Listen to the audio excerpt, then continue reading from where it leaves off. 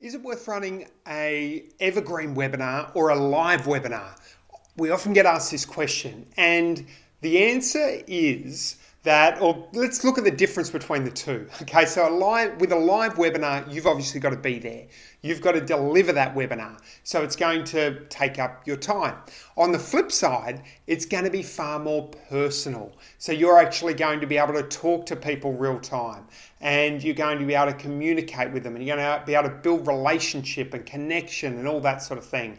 And what we found is the conversion rate is higher on a live webinar.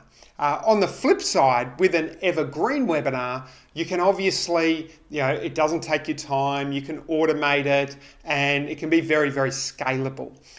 So this is the way that we do it. So we always start with a live webinar. And the reason is, if you think about a piece of pottery, if you make a bad piece of pottery, you don't want to replicate that 1,000 times. You want to get that pottery perfect before you start to replicate it. And it's the same with webinars. So we start with live, run it until you get it perfect, until it's converting really well, until you're really getting a good, solid return on investment on it, and then look at taking it to Evergreen, where you can enjoy that greater leverage as a result of it.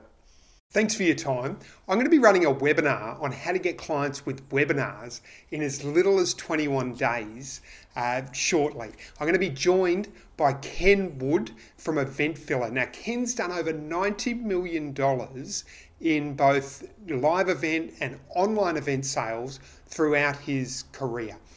So if you'd like to join us and you sell a product or service that's valued at over $500, doesn't matter if you're if you're an accountant, if you're a builder, if you're a property developer, doesn't matter what it is. But if you'd like to join us, click on the link below.